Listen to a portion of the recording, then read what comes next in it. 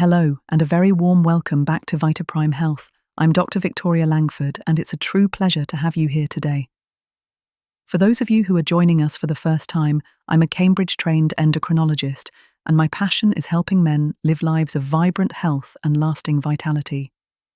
Here, we believe in honest, evidence-based conversations that empower you, because knowledge is the greatest tool you have for your own well-being. Today, I want to talk about a topic that has become incredibly popular in wellness circles, one that's been the subject of a great deal of research and a lot of lively debate: the effects of deliberate cold exposure and heat on your body's performance and long-term health. This is a conversation that was sparked for me recently when I delved into the work of Dr. Craig Heller, a renowned professor of biology at Stanford who has done extensive work in this area. His insights into how our bodies respond to temperature were so powerful and so clarifying, and I want to expand on them for you today. Before we dive into the science, I want to make a special request of you today. Please, stay with me for our entire time together. We'll be starting with a general overview, but the most important and truly life-changing information, the crucial steps for a path forward in your own life, will be revealed as we go. The actionable insights, including practical protocols for using heat and cold effectively, will be found in the latter half of our episode, and I promise you they are well worth the wait. I want this to be a conversation. The topic of male health is so often a solitary journey, but it doesn't have to be. I'd love to hear your thoughts, your experiences, and any questions you have about this topic. Have you ever tried a cold shower or a sauna for your health? What was your experience? I would love to read your comments below. Your questions and experiences help guide our community and can provide valuable insights for others who are listening. The historical and cultural context of temperature therapy. For centuries, the use of heat and cold for therapeutic purposes has been a part of human culture. From the Roman bathhouses to the Finnish saunas to the indigenous sweat lodges of North America, heat has been a communal practice for cleansing, relaxation, and spiritual renewal. On the other end of the spectrum, cold water immersion has been a part of ancient Greek and Roman traditions, as well as a cornerstone of Nordic culture with practices like ice swimming. These practices weren't just about recreation. They were deeply integrated into a holistic view of health, serving to improve circulation, reduce inflammation, and enhance the body's natural resilience. Modern science, as Dr. Heller's work demonstrates, is now providing the biological basis for this ancient wisdom. He points out that when you get into a cold shower or an ice bath, the immediate response is a tremendous shock to your system. This shock triggers a shot of adrenaline, which is a powerful physiological response. This is not just a mental experience, it is a profound hormonal event that can have a cascade of effects on your body. Dr. Heller also noted that cold exposure stimulates vasoconstriction, which is the narrowing of your blood vessels, a key process in thermoregulation. This is your body's way of keeping your core temperature stable by limiting blood flow to your extremities. What's fascinating is that this adrenaline rush and the physiological changes that follow are the so-called benefit that many people seek when they engage in deliberate cold exposure. But the question Dr. Heller and I want to address is, what does that actually mean for your long-term health and performance? The science of performance, aerobic versus anaerobic. Dr. Heller's work provides a crucial distinction between how temperature affects different types of exercise. For aerobic activity, think long runs, cycling, or swimming, the benefit of cooling comes before the exercise. He discussed the idea of taking a cool shower before a long run on a warm day. This practice, known as pre-cooling, increases the capacity of your body to absorb excess heat. It's a simple concept with a huge impact. If your core temperature starts lower, it takes longer to reach the point where heat impairs your performance. This can translate into running faster or farther. For anaerobic activity, like weightlifting or high-intensity interval training, the limitation is more local and immediate. As you work a muscle, its temperature can rise dramatically, up to 50 or 60 times the resting rate. This heat, as Dr. Heller explained, can't be dissipated fast enough. When a muscle's temperature gets too high, a fail-safe mechanism kicks in. An enzyme critical for energy production shuts off, and you simply cannot do one more rep. This is a key component of muscular failure. The strategy here is not to pre-cool, but to cool between sets. The idea is to quickly cool the blood, which is the only way heat can effectively leave the muscle. The role of glabrous surfaces. This brings us to a groundbreaking part of Dr. Heller's work.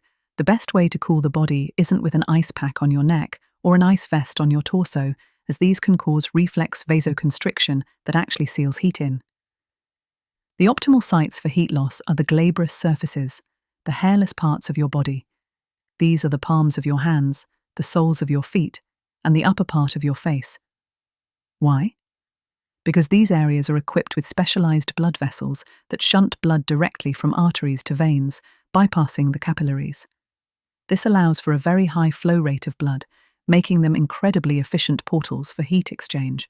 Dr. Heller described a study where they made people hypothermic and then cooled them using two methods: the standard method of applying cold packs to the armpits, groin, and neck, versus cooling the palms, soles, and face.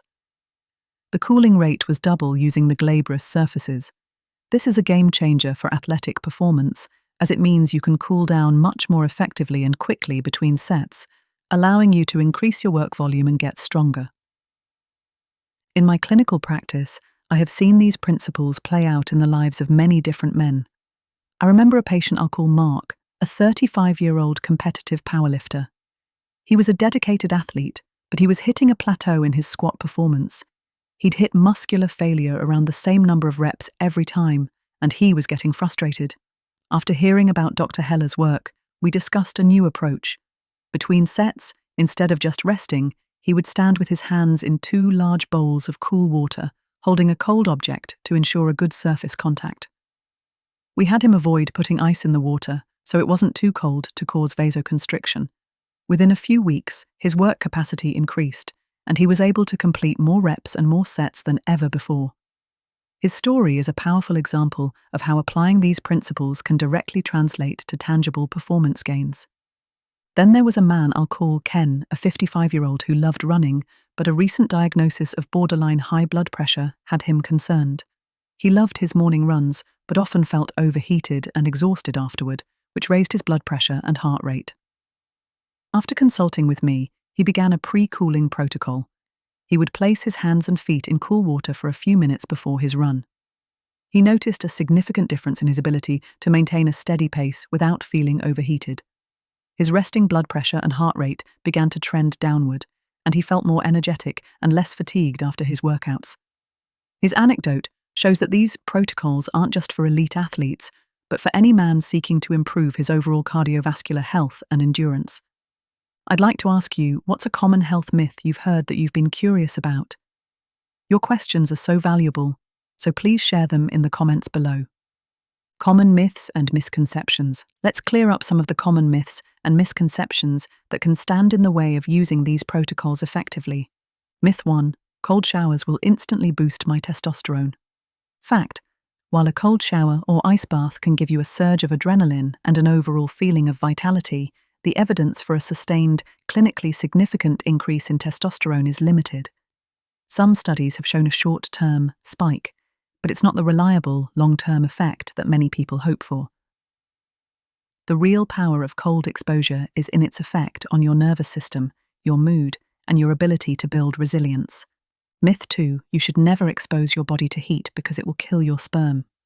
Fact. As with most things in life, the dose makes the poison. Occasional use of a sauna or a hot bath is unlikely to cause a problem. It's the prolonged chronic exposure to high heat, like daily, hour-long hot tub sessions, that can be detrimental to sperm production. The good news is that these effects are often reversible. Myth 3. The shock of cold is bad for your heart. Fact. For a healthy individual, the vasoconstriction and adrenaline rush from a cold plunge are generally safe and can even be a good form of cardiovascular exercise for your blood vessels. However, if you have a pre-existing heart condition, this sudden shock can be dangerous.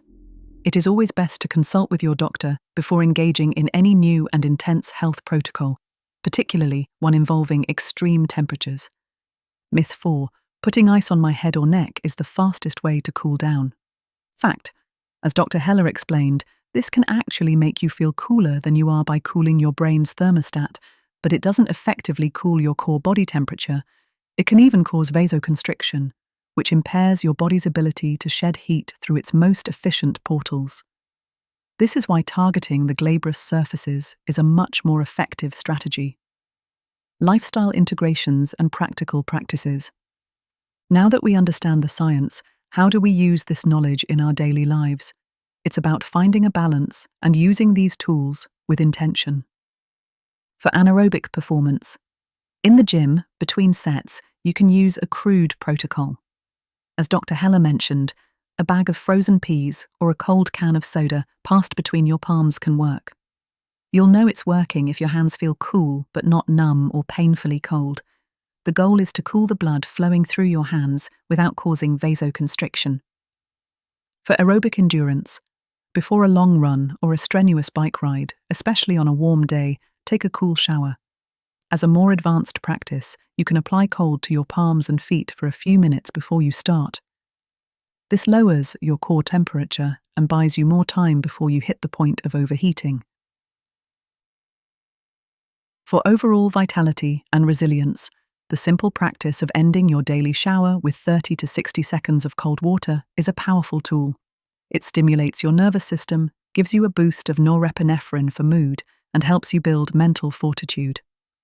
A detailed FAQ for our Men's Health IQ community. Question: is a cold shower the same as an ice bath? While both are forms of cold exposure, they have different intensities. A cold shower provides a stimulus to your nervous system, but an ice bath is a more profound physiological event.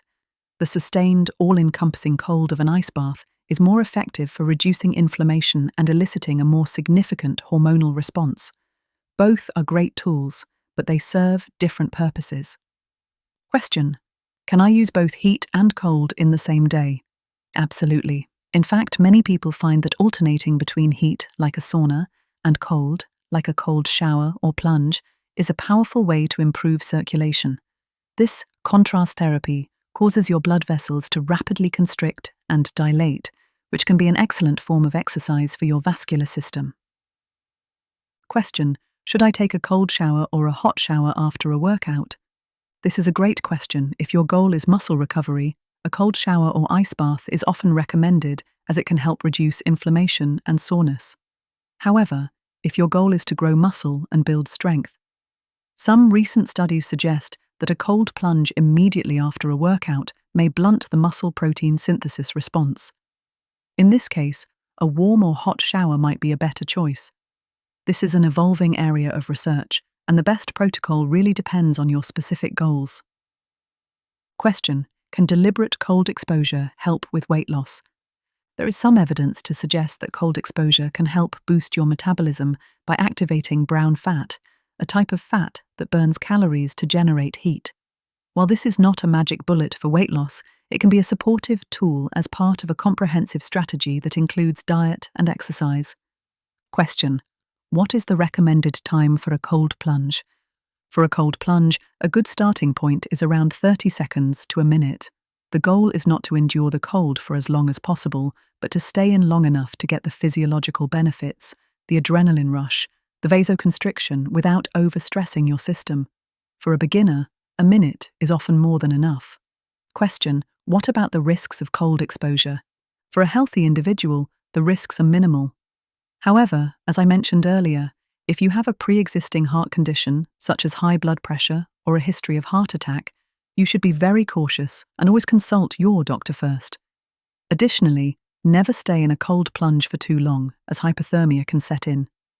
Question: what is the CoolMitt and where can I find it? The CoolMitt is a technology developed by Dr. Heller's team at a company called Arteria, and it is designed to cool the hands at a specific temperature to maximize the benefits of palmar cooling without causing reflex vasoconstriction. You can learn more about it at www.coolmitt.com. As we draw our conversation to a close today, my dear friends, I hope this discussion has brought a sense of curiosity and a new sense of possibility. The world of men's health is expanding in such exciting ways, and we are no longer limited to old myths.